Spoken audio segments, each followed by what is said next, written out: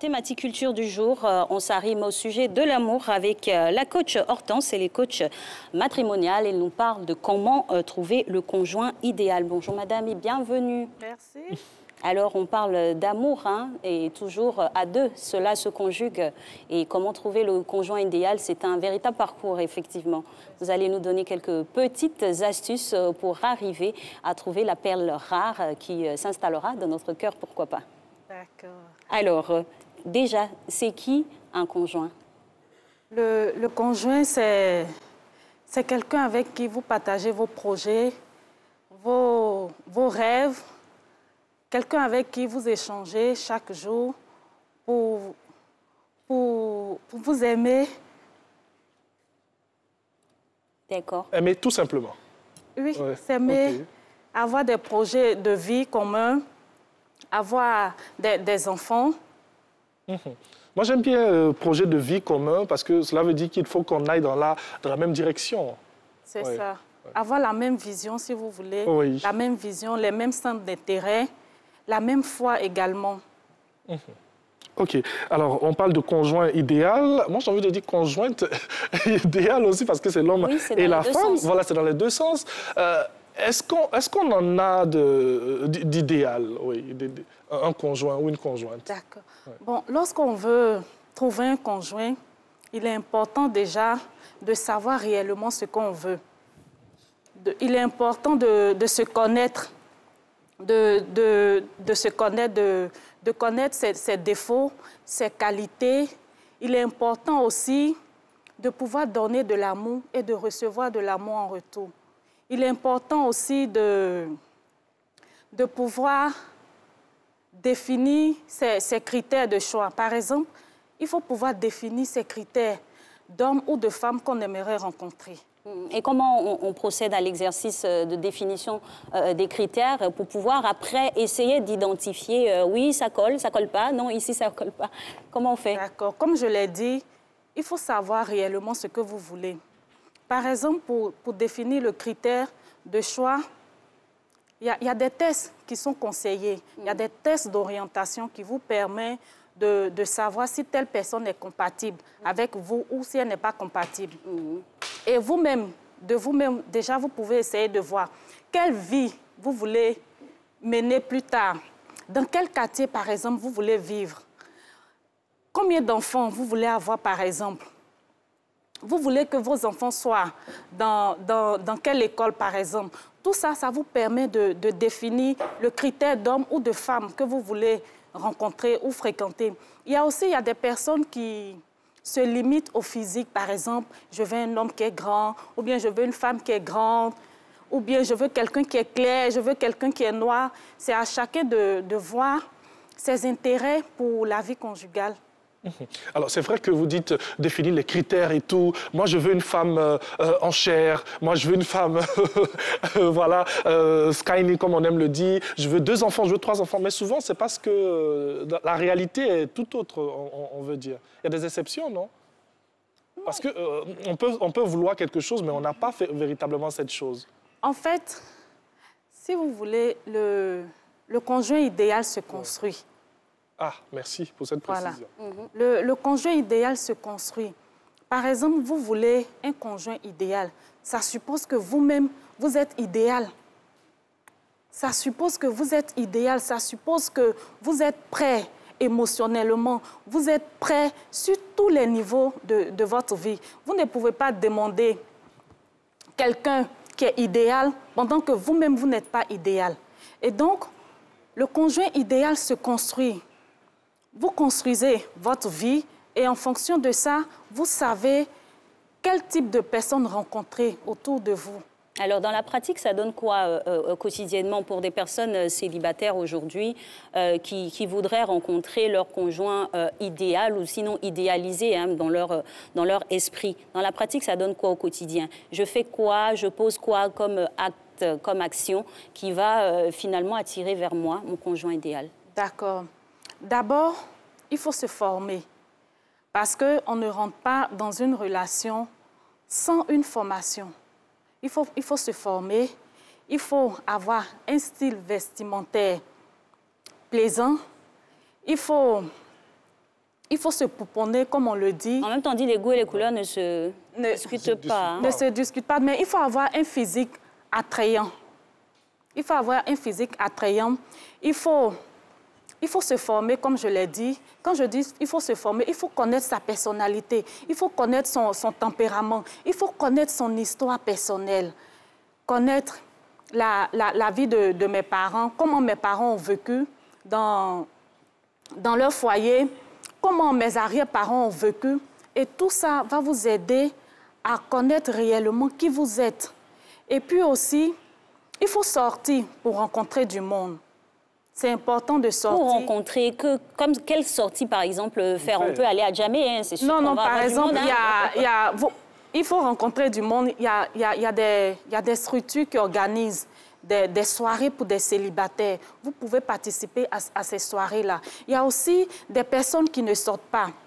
Vous pouvez imaginer, il y a des personnes qui ne sortent pas, qui vont au travail, le soir, ils sont à la maison. Donc, ces personnes-là peuvent s'inscrire dans une agence matrimoniale pour pouvoir rencontrer d'autres célibataires.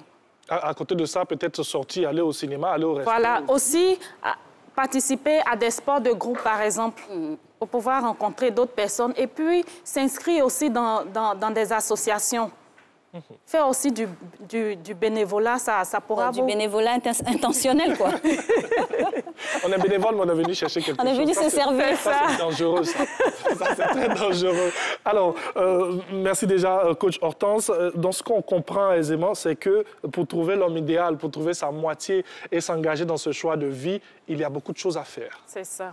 Il y a beaucoup de choses à faire, notamment connaître ses défauts, ses qualités, connaître son tempérament, savoir donner de l'amour et recevoir en retour, et puis être conscient du fait que les relations amoureuses, il peut y avoir des changements dans les relations amoureuses. Donc, il faut être conscient de cela. Tu peux rencontrer ton homme dans votre cheminement. Il peut y avoir des maladies. Et puis aussi, il y a le physique aussi qui change. Après, par exemple, les accouchements, madame peut grossir. Et aussi, s'il y a eu des maladies, monsieur peut être déformé ou madame peut être déformée. Donc, il faut être prêt à supporter tout cela. Alors, vous avez parlé tantôt de faire le point des qualités et des défauts, pour ainsi dire. Comment, finalement, on accepte les défauts de l'autre? Parce que les qualités, c'est plus facile. Hein? On se dit, Dieu merci, il a ses qualités. Mais les défauts, il faut aussi les appréhender et puis s'en accommoder. Comment on réussit l'exercice? D'accord. Pour accepter ces défauts, d'abord, il faut être conscient que nous-mêmes, nous avons des défauts. Et donc, de la même manière, vous aimerez que l'autre vous accepte tel que vous êtes, alors vous devrez aussi faire l'effort d'accepter l'autre avec ses défauts et ses qualités. On accepte, tous les défauts sont acceptables? Ah, c'est ça. Est-ce que tous les défauts sont acceptables? Par exemple, quel défaut? Dites-moi un infidèle notoire, c'est un défaut, finalement. Oui, un mauvais comportement, ou un homme très violent. Oui, même si, par exemple, si votre une femme qui aime trop prendre de crédit. Oui, mais il faut accepter.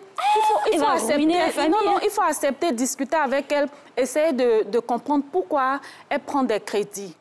Ensuite, si c'est l'homme qui est infidèle, cherchez à comprendre pourquoi mon homme a été infidèle. Oui, c'est important. Qu'est-ce que j'ai fait pour que mon homme soit infidèle? Oui, c'est important Il a décidé ça seul. Il y a souvent cette remise en cause de la femme pour savoir qu'est-ce qu'elle a fait pour que son homme soit infidèle. Qu'est-ce que j'ai fait, par exemple, pour que mon homme soit infidèle? Il faut chercher à savoir. Et aussi, il faut chercher à comprendre pourquoi mon homme est infidèle. Et tout ça, vous discutez. Ce n'est pas parce que mon homme a été infidèle que je vais rompre la relation. Non, je suis désolée. Tous les hommes sont infidèles. Ah oui? Ah, c'est une bonne nouvelle. Ah, ça c'est... OK. Bon, on continue l'émission. Monsieur Long, la prochaine question. La prochaine question.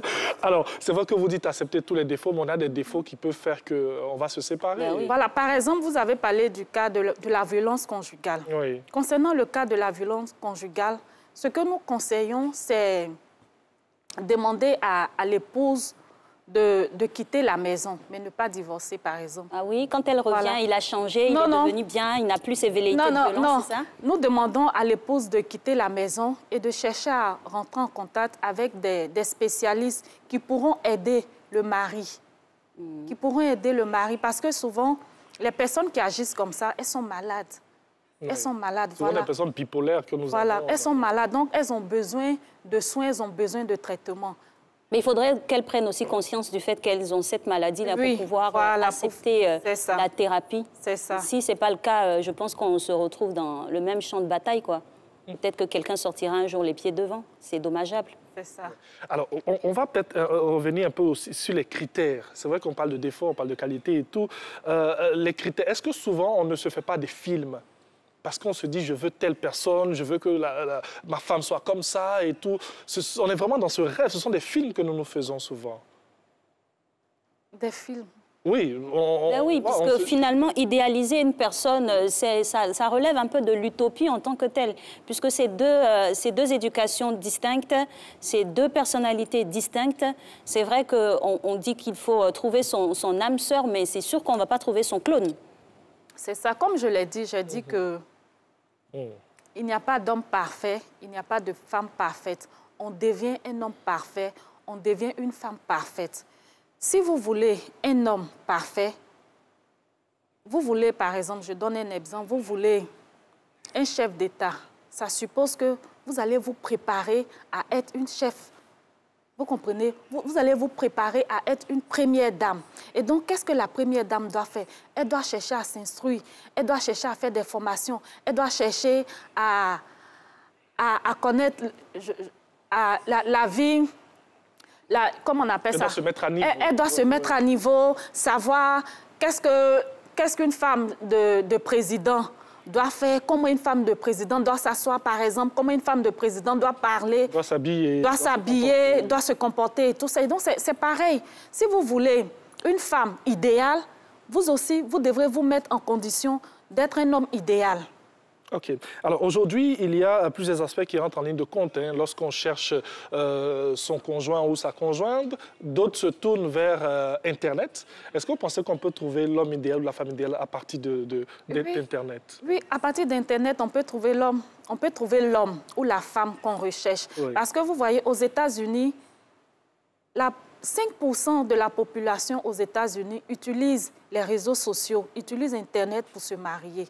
Donc, bon, les personnes peuvent utiliser aussi les réseaux sociaux pour rencontrer l'homme idéal ou la femme idéale. Alors, vous qui êtes ici conseillère matrimoniale, vous nous avez parlé notamment de rencontres entre célibataires. C'est sûr que vous êtes dans ces usages, dans ces pratiques-là. Qu'est-ce qu'on y retrouve finalement? Quelles sont les attentes des uns et des autres? Comment ça se passe? Et c'est soldé par quoi? D'accord. Par exemple, quand nous organisons des rencontres privées, il y a deux types de rencontres. Il y a des rencontres privées et puis il y a des soirées que les personnes organisent. Et donc, quand les personnes vont à ces rencontres, chacun d'eux a son objectif.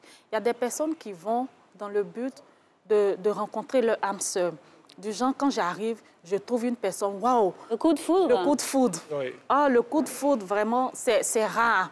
Il y en a aussi, quand ils vont, ils savent ce qu'ils veulent. Par exemple, il y en a qui vont pour discuter, échanger avec les personnes, pour voir s'ils ont les mêmes centres d'intérêt, s'ils ont les mêmes visions, s'ils partagent les mêmes loisirs, s'ils ont la même foi. Il y a des personnes qui vont dans cette base-là pour rechercher leur âme sœur. Alors, dans tous les cas, ça marche? Oui, dans tous les cas, ça marche. Oui, effectivement, ça marche. Chaque mois, il y a des couples qui se forment. Chaque mois, il y a des couples qui se forment. Vous les suivez? Oui, nous les suivons. Et dans la pratique, le suivi se fait sur quel pan, sur quel aspect? D'accord. Comment le suivi se fait? Lorsque les personnes ont matché... Oui, c'est ça, que ça a pris, il y a une concordance. C'est ça. Oui. Lorsque les personnes ont matché, on leur laisse un mois pour voir s'ils voudraient bien aller loin dans leur relation. J'espère qu'après, ce n'est pas la foire au mouvement. Non, non, c'est pas... Donc, lorsqu'ils sont prêts à aller loin dans leur relation, on leur donne maintenant une formation qui leur permet de mieux se connaître. On leur donne une formation qui leur permet de réellement comprendre le sens de la vie conjugale. Comprendre le sens de la vie conjugale. Moi j'aimerais bien vous suivre aussi pour voir ces exemples de ces personnes-là qui se retrouvent juste après des rencontres et tout, et puis le coup de foudre. En tout cas, c'est bien, merci. Alors, je veux dire, dans ce genre de cas, lorsque vous organisez peut-être des rencontres avec des personnes qui viennent là, qui, à travers cela, se retrouvent aujourd'hui, a fait 10 ans, 3 ans, 5 ans de mariage, est-ce que, je veux dire, ça serait la meilleure technique pour pouvoir trouver peut-être l'homme idéal ou la femme idéale? Franchement, je pense qu'aujourd'hui, c'est la meilleure manière de trouver l'homme idéal et la femme idéale. Parce que on rencontre beaucoup de célibataires. Vous allez voir, il y a des personnes à 40 ans, 45 ans qui ne sont pas encore mariées. Mais ce n'est pas parce qu'elles ont eu une mauvaise vie, non. C'est parce qu'elles étaient occupées au travail. Aujourd'hui, les femmes comme les hommes travaillent. Et donc, ces personnes n'ont pas le temps de sortir. Ces personnes n'ont pas le temps de rencontrer d'autres personnes.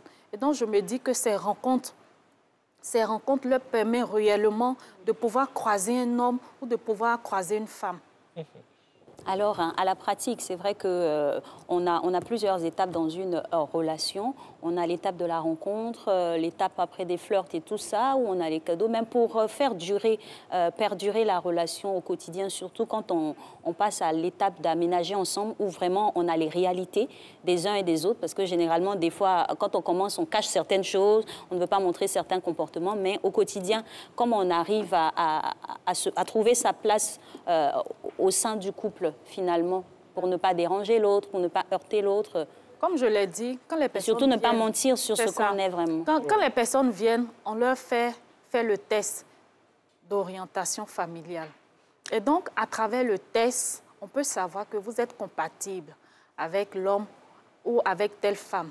Et en fonction de ça, chacun de vous connaît le défaut de l'autre. Chacun de vous connaît les qualités de l'autre. Et en fonction des défauts et en fonction des qualités, vous vivez avec. Tu sais que, par exemple, mon mari, c'est quelqu'un qui aime sortir. Et donc, qu'est-ce que je fais pour accompagner mon mari? Ou bien, tu sais que mon mari, c'est quelqu'un qui aime le foutou. Et donc, qu'est-ce que je mets en place pour que mon mari puisse aimer le foutou? Tu sais que, par exemple, ma femme, elle aime regarder Novela Stella. Et donc, qu'est-ce que je fais? Regarde les feuilletons d'RTI2. Oui. Voilà. Qu'est-ce que je fais? C'est ça. Qu'est-ce que je fais pour accepter cela? Donc, c'est ensemble que les personnes font. Ils font des compromis. Accepter l'autre tel qu'il est pour que la relation puisse avancer. Bien sûr. Et si vous ronflez, dites au départ que vous ronflez. Que vous ronflez, c'est ça. Parce qu'après, que d'effrayer quelqu'un. C'est ça, parce que quand les personnes quand les personnes établissent leurs critères, il y a des personnes qui te disent, par exemple, moi je ronfle. Et aussi, dans nos questionnaires, on a des questions où on te demande si tu es maniaque. Les personnes précisent, ah, je suis maniaque, voici, moi j'aime la propriété, je ne supporte pas quand je dépose un verre et qu'on le déplace, je ne supporte pas. On peut prendre ce cas typique-là d'un maniaque et de quelqu'un qui est désordonné. Comment les deux réussissent finalement? Parce que peut-être qu'après, il y a d'autres critères qui font que ça matche véritablement. Ce n'est pas ce seul critère-là qui va les séparer. Comment il faut au quotidien pour pouvoir se supporter, se tolérer, trouver un équilibre? D'accord. Donc, pour quelqu'un qui aime l'ordre et quelqu'un qui est désordonné, ce qu'on fait en général, la personne qui aime l'ordre... Les contraires s'attirent, hein? C'est ça. La personne qui aime l'ordre, quand elle voit que, par exemple, le monsieur a déposé des choses, elle fait comme un enfant. Ah, chérie, tu as oublié de... Tu as déposé tes affaires ici. S'il te plaît, tu peux prendre tes affaires. Ou la personne elle-même, elle essaie de ranger les affaires pour que l'autre soit conscient qu'elle est tout en train de ranger les affaires, ne pas se fâcher parce que mon mari a déposé soit, par exemple, sa serviette sur le lit, sa serviette mouillée sur le lit ou son éponge mouillée sur le lit. Tu récupères. Il a fait fort. Ça, c'est la folie. Il fait fort. Alors, coach Hortense, ce sont des exemples que nous donnons. Et puis, je sais que vous en avez chez vous à la maison, parce qu'il y a des gens qui sont aussi maniaques dans l'autre sens. Alors, nous sommes dans une période très festive. On parle de Saint-Valentin. Alors, pour ces personnes qui se rencontrent comme ça, parce qu'il y en a aussi qui se rencontrent à l'occasion de la célébration de la Saint-Valentin.